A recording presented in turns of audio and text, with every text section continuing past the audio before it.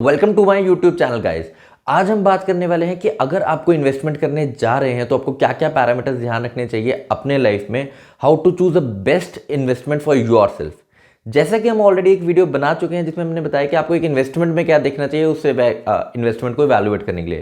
तो उसमें 3 main parameters थे, सेफ्टी, यील्ड एंड लिक्विडिटी। तो आज हम बात करने वाले हैं कि आपको अपनी लाइफ में क्या क्या देखना है, how to choose best investment cycle for yourself. तो आज की वीडियो में हम ऐसे 5 पैरामीटर्स डिस्कस करेंगे जो कि बहुत इंपॉर्टेंट है जब भी आप एक इन्वेस्टमेंट चूज कर रहे हैं अपने आप के लिए।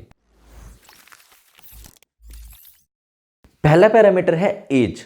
तो एज एक बहुत ही इंपॉर्टेंट पैरामीटर है। जैसे कि हम ऑलरेडी OYAI भी पढ़ चुके हैं, यानी कि on your age in bonds, यानी कि आपकी जितनी ही ज़्यादा एज होगी आपको उतने ही कम रिस्की एसेट्स में इन्वेस्ट करना चाहिए। तो इसका बहुत ही सिंपल फॉर्मूला है कि आप ऐसा समझिए कि आपकी एज जितनी ज़्यादा है आपको रिस्क उतना कम लेना है। तो higher the age lower the risk, right, और lower the age higher the risk. तो इसमें वाइस वर्सा का है रिलेशन है एज के साथ। सेकंड है एसेट बेस। एसेट बेस का मतलब क्या है कि आपके पास एसेट बेस है। अब लाइफ इज़ नॉट फेयर, तो कईयों के पास इनहेरेंट मनी ज़्यादा होगी, कईयों के पास इनहेरेंट मनी कम होगी।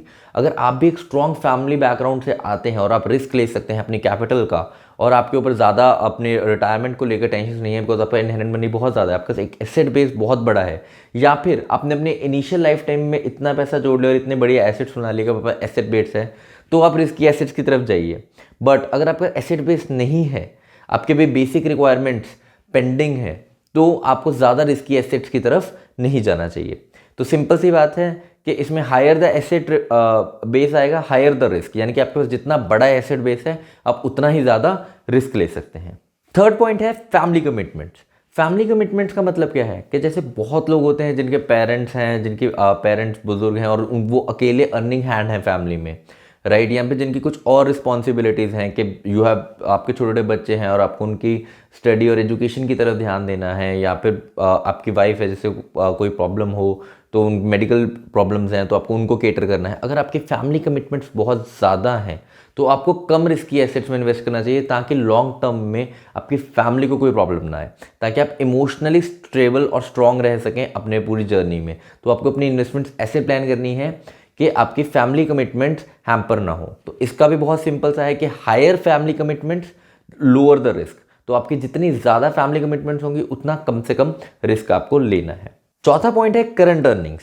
करंट अर्निंग्स मतलब कि आपकी अर्निंग्स कितनी है, अभी कितना आप कमा रहे हैं। तो इसमें क्या है, सिंपल सा पॉइंट है कि अगर आपकी करंट अर्निंग्स बहुत ज़्यादा है, तो जैसे हम 50-30-20 रूल में जानते हैं कि 20% आप अपना निकालेंगे सेविंग्स के लिए। तो जितनी आपकी अर्निंग्स अगर बहुत ज़्यादा है और आपका डिस्पोजेबल इनकम बहुत ज़्यादा है, यानी कि spare income, spare cash, spare savings बहुत ज़्यादा है, तो आप ज़्यादा रिस्क ले सकते हैं। बट अगर आपकी जो करंट अर्निंग्स हैं वो काफ़ी कम है और आपको बहुत मुश्किल से ही आपका जो यूटिलिटीज़ है उसका गुजारा हो पाता है, तो आपको कम रिस्की एसेट्स में ही इन्वेस्ट करना चाहिए। तो इसका भी बहुत सिंपल सा रिलेशन है कि अगर आपकी करंट अर्निंग्स जितनी ज़्यादा होंगी, higher the current earnings higher the risk, तो आप उतने ही ज़्यादा रिस्की एसेट्स में डालिए।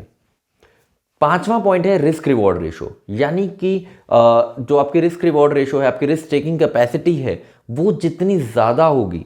अगर आप, कई लोग होते हैं कि फैमिली कमिटमेंट्स भी नहीं है, राइट, करंट अर्निंग्स भी बहुत अच्छी हैं, एसेट बेस भी काफ़ी ज़्यादा है, बट मैं थोड़े से भी लॉसेस में बहुत अपसेट हो जाता हूँ, बहुत मेंटली डिस्ट्रेस हो जाता हूँ, स्ट्रेस में आकर के गलत डिसीजंस ले लेता हूँ।